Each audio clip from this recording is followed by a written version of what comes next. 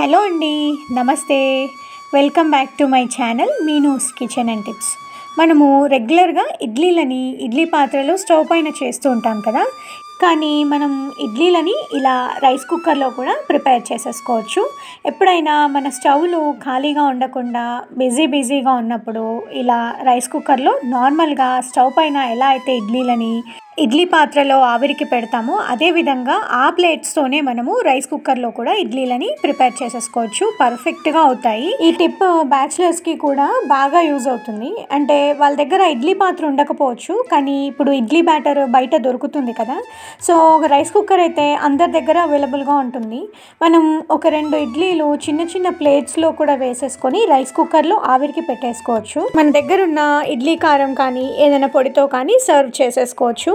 ఇలా బ్యాచిలర్స్కి అయితే బాగా ఉపయోగపడుతుంది. ఇక్కడ నేను కుక్కర్ గిన్నెలో అడుగున నీళ్లు పోసి ఈ ఇడ్లీ స్టాండ్ని పెట్టేసి మూత పెడుతున్నాను. ఒక 10 to 15 minutes తర్వాత అన్నం వండినప్పుడు ఏ విధంగా అయితే ఆటోమేటిక్గా రైస్ కుక్కర్ ఆఫ్ అవుతుందో, ఇడ్లీలు కుక్ అవ్వగానే ఇది ఆటోమేటిక్గా ఆఫ్ అవుతుంది. నేను ఇక్కడ చూపిస్తున్నాను. ఇడ్లీలు కుక్ అవ్వడం స్టార్ట్ అయ్యాయి కదా. సో ఇక్కడ ఆఫ్ అయిపోయింది ఇడ్లీలు కుక్ అయ్యాక. ఈ టిప్ మన దగ్గర ఇడ్లీ పిండి ఉండి గ్యాస్ అయిపోయినప్పుడు కూడా బాగా యూజ్ అవుతుంది. అయితే ఇలా మీలో ఎంతమంది ఇడ్లీలని రైస్ కుక్కర్లో వండుతారు అనేది కూడా నాకు కామెంట్ బాక్స్లో కామెంట్ చేయండి. ఇది తెలియని వాళ్ళు ఎవరైనా ఉంటే ఫాలో అవుతారు కదా అని ఈ టిప్ని నేను షేర్ చేస్తున్నాను. ఈ వీడియో నచ్చితే లైక్ చేయడం మాత్రం అస్సలు మర్చిపోవద్దు.